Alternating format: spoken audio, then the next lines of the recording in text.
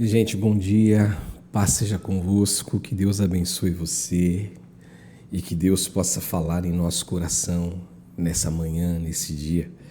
Esse é o desejo do meu coração. O texto bíblico que eu quero ler hoje está na primeira carta de Paulo aos Coríntios, capítulo 11, o verso de número 26, quando Paulo, apóstolo, diz assim: porque todas as vezes que comerdes este pão e beberdes o cálice, anunciais a morte do Senhor até que ele venha.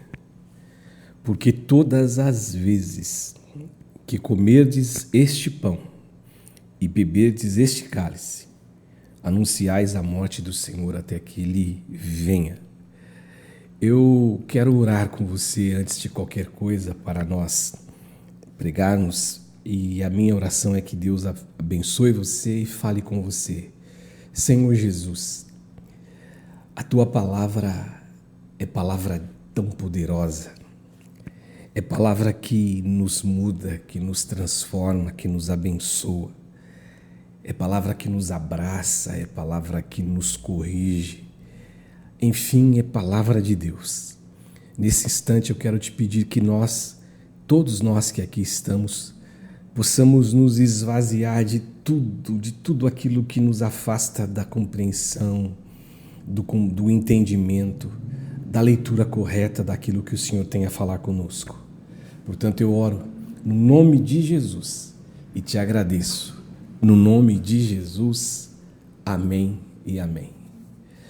Gente, eu coloquei como título da nossa conversa, da nossa pregação nesse dia, já que nós estamos participando mais um domingo e tendo a oportunidade de nos assentarmos ao redor da mesa do Senhor, eu coloquei como tema da nossa conversa a ceia do Senhor e a consciência humana.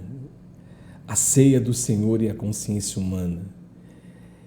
Eu não sei quanto a você, mas às vezes uma pergunta, ela grita em minha alma. E a pergunta que grita em mim, a pergunta que gira, parece dentro do meu interior como algo que vai ressoando, como se fosse um tambor batendo e fazendo aquele barulho, ecoando aquele som. A pergunta que grita em minha alma é se todos conseguem entender o verdadeiro significado deste rito que eu e você participamos há tanto tempo, desde a nossa conversão em Jesus, em Cristo Jesus. Será que todos nós temos a consciência exata, a consciência correta deste rito?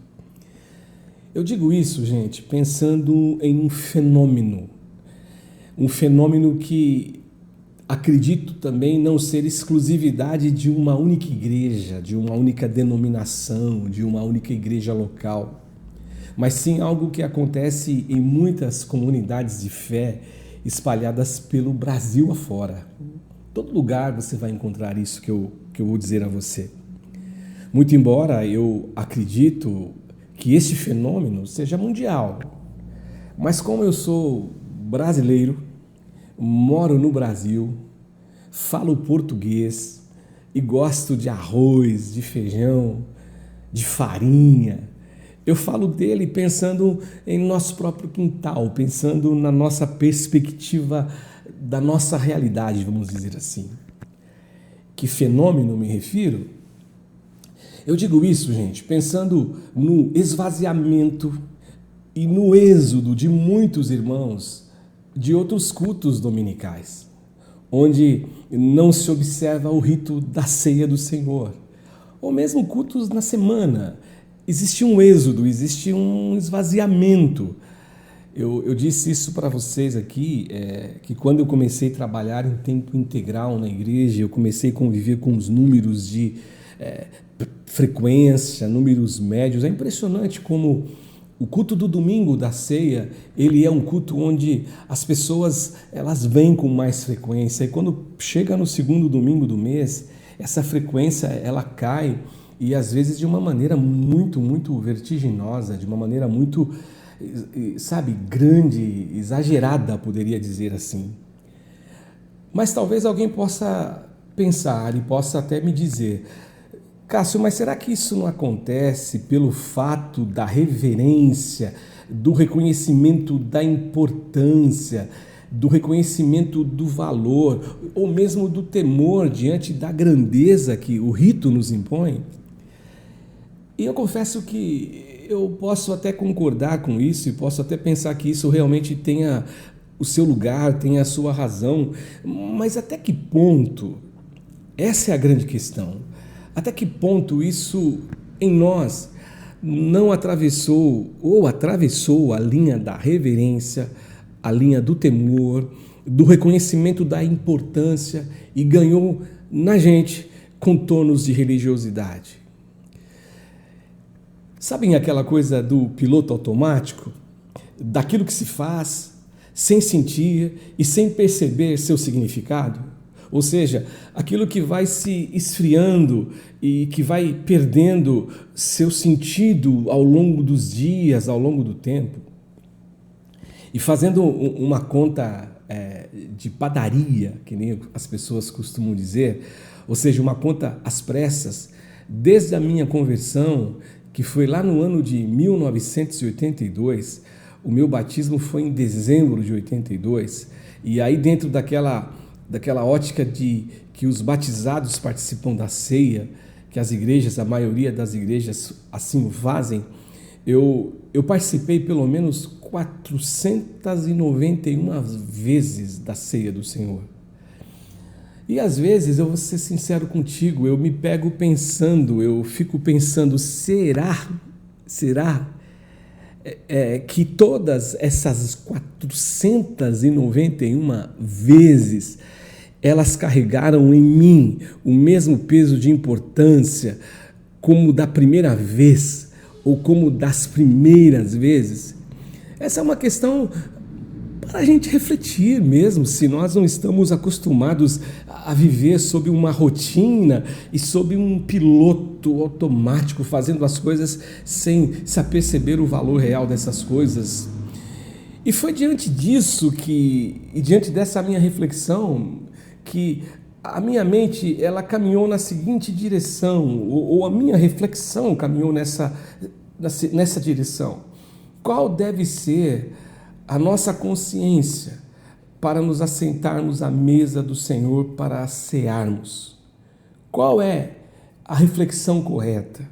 E diante disso eu queria e gostaria de compartilhar com vocês uma lição que eu julgo ser de grande importância. Cear deveria nos trazer a lembrança que se fez necessário um gesto de amor que culminou na morte daquele que nos amou. É isso que você deveria saber. Eu me lembro de um dia ter lido que a motivação da morte de Jesus por nós foi um gesto de oblação amorosa. Foi um gesto de oblatividade amorosa. E o que isso significa? Significa que Jesus se deixou morrer por mim e por você. Significa que Jesus morreu porque Ele se deixou morrer. Não significa que Ele se entregou, Ele se sacrificou por mim e por você. Mas às vezes penso que muitas verdades mesmo, que foram sendo, com o passar dos dias, do tempo, dos séculos, traduzidas em palavras, com esse passar de tempo, em nossas memórias, elas foram se esfriando ou foram perdendo o peso do seu significado. Por exemplo, eu acredito que falar que Jesus morreu a nossa morte, quantas vezes eu cantei esse louvor em alguma igreja, ou mesmo na igreja que nós congregamos, o louvor do Ademar de Campos, pois morreu a nossa morte para vivermos sua vida. Quantas vezes nós cantamos isso e quantas vezes nós lemos isso, falamos isso, ouvimos acerca disso, que Jesus, Ele morreu, que ele foi condenado, que Ele sofreu nossa condenação, que Ele toma o nosso lugar. Quantas vezes Isso que eu ouvi não está se tornando em nós e dentro de nós um desses casos. E sabe a impressão que eu tenho? Que nós somos tocados. Que nós somos tocados, e eu digo para você que nós vamos sendo tocados o tempo todo, que nós vamos sendo tocados a cada dia em nosso ser, em nossa alma, e nós vamos sendo marcados pela indiferença. A minha impressão é que nós somos levados, ou somos levados a esquecer do verdadeiro valor de fatos, de marcos valiosos e importantes que nós não deveríamos esquecer. E talvez para muitos, foi isso que foi acontecendo ao longo das tantas vezes, ou de tantas vezes, que eles se sentaram ao redor da mesa para participarem da ceia do Senhor. Pois a repetição do ato de tanto tempo, de tantas vezes, os levou a pensarem no ato apenas como um rito para se cumprir. Só que esse rito ele foi sendo cumprido, todavia sem a devida reflexão e importância daquilo que se pratica. Portanto, eu não tenho nenhuma dúvida em meu coração que nós precisamos refletir, precisamos nos perguntar qual é o espírito que nos move, qual a motivação que nos atrai e com qual consciência nos assentamos ao redor da mesa todos os meses para comer do pão e beber do cálice da ceia do Senhor. Eu me lembro que eu disse para vocês que ter lido que a oblação, sobre a questão da oblatividade amorosa, eu me lembro que nessa matéria que eu li, eu também li que oblação, além de entrega, além de tomar o lugar, além de sacrifício, oblação é receptividade. Oblação é êxodo, oblação é saída de si para entrar na sacralidade do terreno do outro. Oblação, gente, oblação é fraternidade, oblação é solidariedade, oblação é relacionalidade, é ser para o outro. Oblação é amor incondicional. Por isso que eu gosto muito dessa afirmação que a morte de Jesus foi um gesto de entrega amorosa, de oblação amorosa, de oblatividade amorosa. Por isso que eu gosto disso. E eu penso que era isso, ou é justamente isso, e é exatamente isso que deveria pulsar, ou que deve pulsar em nossa alma. É esse sentimento que deve gritar em nossa alma todas as vezes, queridos, todas as vezes, meus amigos e irmãos, que nós sentamos ao redor da mesa, ou todas as vezes que nós assentarmos ao redor da mesa da partilha, mesa da comunhão. E eu gosto de dizer mesa da partilha, porque foi exatamente isso que Jesus fez em meu favor. Mesa da partilha, porque foi exatamente isso que ele praticou. Mesa da partilha, porque foi exatamente o que ele fez. Ele saiu de si para habitar a sacralidade dos homens. Ele participou da nossa condição humana para derrotar de uma vez por todas o que tinha poder de nos matar, o diabo e a morte. É isso que o escritor de Hebreus, lá no capítulo 2, do verso 14 em diante, ele fala. E eu penso também que é justamente por isso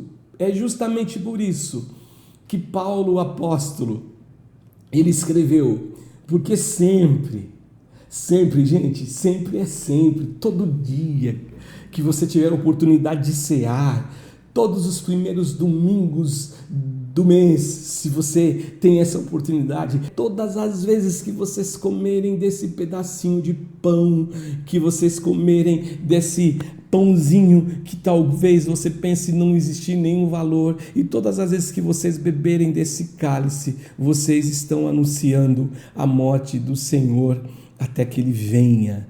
É isso que vocês precisam saber. É isso que eu e você precisamos saber hoje, precisamos saber amanhã, precisamos saber sempre. O fato é que Jesus, Ele compartilhou Jesus, ele compartilhou da vida dele comigo e com você.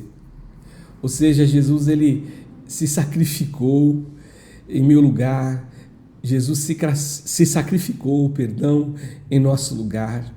Ele foi condenado à morte para nos libertar. E ele não apenas trouxe libertação para hoje, para amanhã, não, é libertação para sempre. Por isso que na cruz do Calvário, Jesus, quando ele morre, ele gritou: Tetelestai, está consumado. Tudo está consumado, a nossa salvação está consumada, o perdão dos nossos pecados está consumado, ainda que a gente viva pecando todos os dias da nossa vida. Eu não digo do pecado deliberado, mas eu digo pelo fato de nós sermos seres humanos que erramos, que falhamos, que muitas vezes colocamos pés pelas mãos, que muitas vezes ofendemos, que muitas vezes magoamos, mas todavia para aquele que crê na palavra, crê em Deus e que se curva diante da verdade, diante do amor dele, você pode ter certeza que está tudo consumado. Não existe nada que eu e você precisamos fazer ou precisamos fazer, não existe nada que nós precisamos tomar como uma atitude para que a gente tenha essa salvação. A morte na cruz de Jesus consumou tudo, tudo está consumado. Aleluia, louvado seja o nome de Jesus. E eu termino a minha fala, eu termino a minha conversa com vocês dizendo o seguinte: anunciar a morte do Senhor até que Ele venha, o que se torna um fato, o que se torna uma realidade, o que se torna uma verdade, segundo Paulo apóstolo, quando nós, eu e você, comemos do pão e bebemos do cálice, deveria nos trazer a lembrança de que hoje nós temos vida, e temos vida por conta de uma morte, porque é isso que Paulo apóstolo diz: todas as vezes que vocês comerem deste pão e vocês beberem desse cálice, vocês anunciam a morte de Jesus, do nosso Senhor, até que Ele venha. Só que Ele morreu, Ele não está morto, Ele ressuscitou ao terceiro dia, porque Ele voltará, e Ele voltará para buscar um povo lavado, remido no sangue dEle, no sangue do Cordeiro Jesus. É isso que eu e você precisamos saber. E quando eu me assento na mesa do Senhor para comer do pão, beber do cálice, trazendo essa memória de que nós temos vida, isso só acontece e a lembrança só existe porque lá na cruz o grito está consumado encerrou em si o sentido de missão cumprida e realização plena do propósito de Jesus em nosso favor. Aleluia! Louvado seja Deus. Sabe, gente, e lembrar que Ele nos deu sua vida sem existir em nós nenhum merecimento, e é isso que eu preciso colocar na minha cabeça, que você precisa colocar na tua cabeça todos os dias. Nós não merecíamos, ninguém merece. Quando você tem essa síndrome, eu digo síndrome porque isso é uma doença de fato, de se julgar melhor do que alguém, é você estar indo para um buraco negro, porque você não merece, eu não mereço. Nós não merecemos, nós somos salvos pela graça. E quando eu me lembro que Ele deu a vida dele por mim, sem que existisse em mim algum merecimento, isso deveria automaticamente me levar, e eu digo também nos levar, ao exercício da busca, ao exercício da compreensão, ao exercício da gratidão por esse gesto de oblação amorosa, de sacrifício amoroso, de entrega amorosa. E isso deveria sim manter essa memória, na verdade, deveria ser viva em mim, hoje, amanhã, todos os dias, porque manter essa memória viva dentro de mim, dentro de nós, faz uma grande diferença.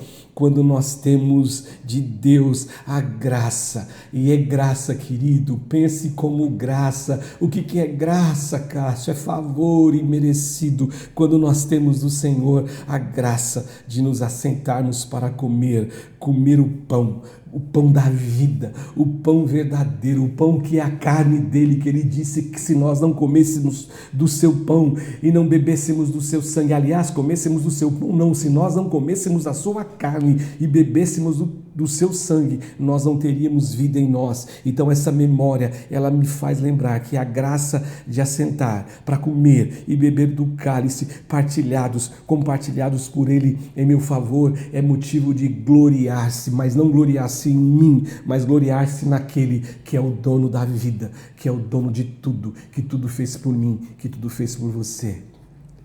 Que assim seja hoje, que assim seja todos os dias.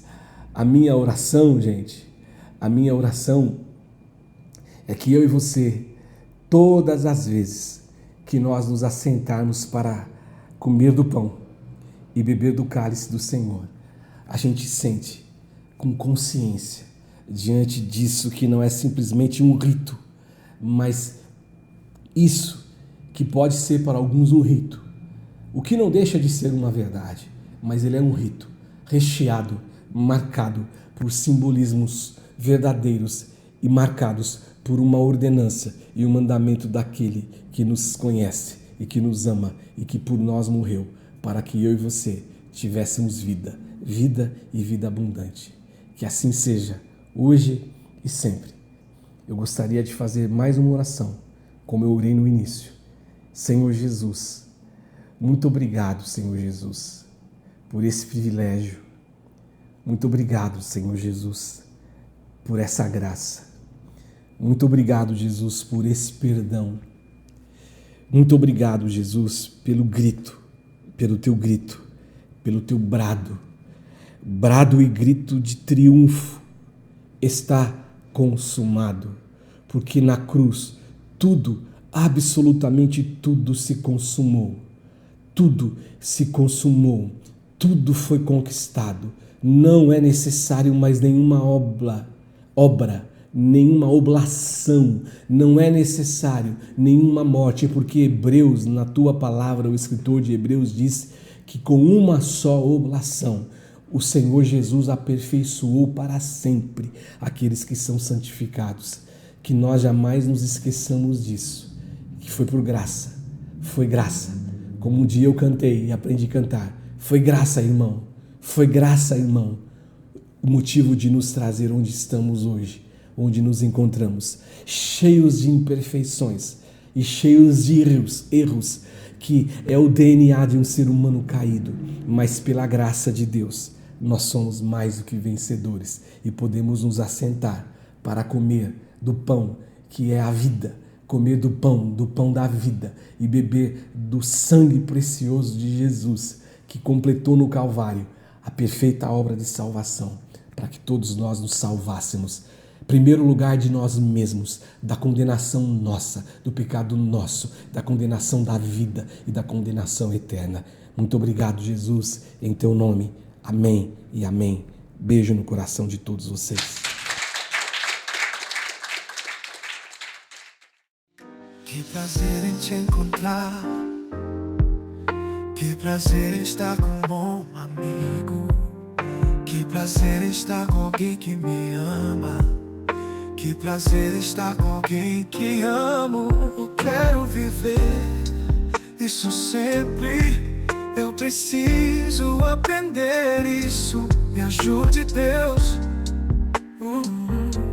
Me ajude, Deus.